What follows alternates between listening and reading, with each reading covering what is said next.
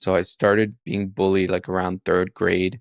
I would come home and I would just cry, and my mom would have to comfort me, and I'd say like, why do people hate me? Or like, why do these guys want to make fun of me? And why don't I have friends? But then that's when I met my best friend. I had never had guys who had any interest in me, never had guy friends growing up. Like they would just avoid me like the plague. I only had girlfriends. This was the first guy who like truly paid attention to me. I got like obsessed with this boy. That was around the time that I got my first cell phone, got his number, and he would just check in on me. He would like share with me music.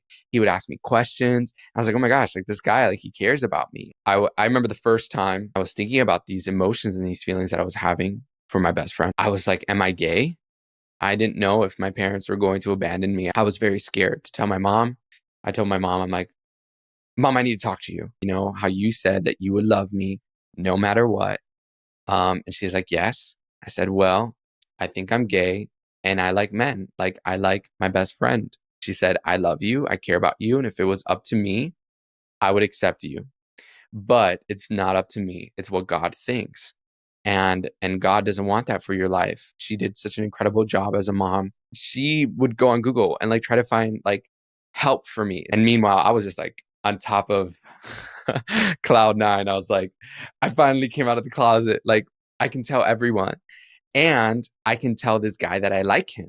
And then the next morning I approached him in the hallway and I told him, I love you. And he said, what the hell? I don't love you. And he pushed me and I fell on the ground and I was like devastated. Like he pushed me in front of everyone.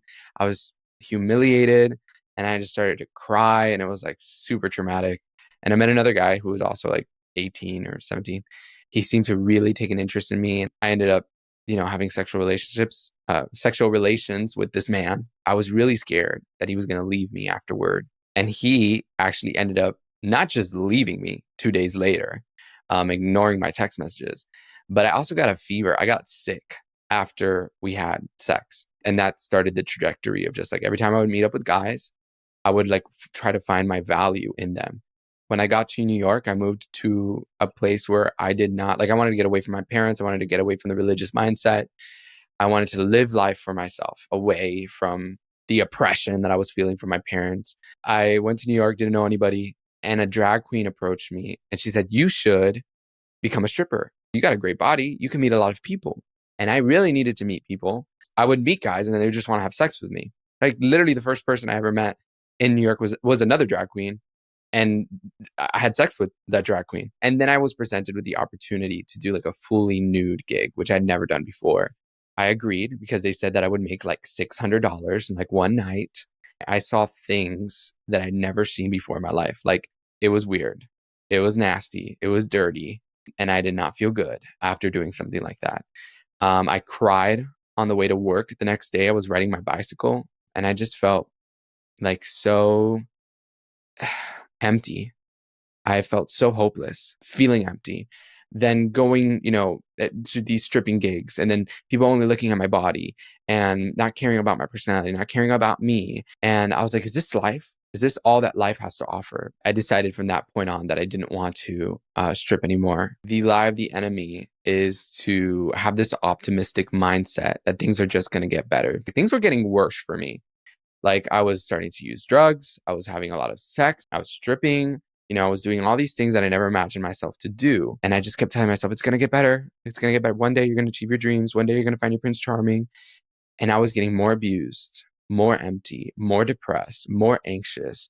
I was so depressed. I would cry every day. I was just like, I'm so over life. I don't see any other point in living. I've done it all. I've traveled the world, been to New York, had a bunch of sex with like over 200 guys. And so I said, okay, you know what? I'm going to kill myself tomorrow. Like, that's it. I'm going to be done with this. I woke up the next morning and I felt like I wanted to live life again. And I said, I want to take a chance. I'm not done fighting yet. I did everything my way and it didn't work out. It didn't bring me happiness. I was never truly at peace. I finally understood that God did not want me to be a gay man. God did not want me to continue to date men. He revealed to me the difference between love and lust. And how I had been in lust with people to try to gain validation. And when I found that in him, I didn't need a man anymore.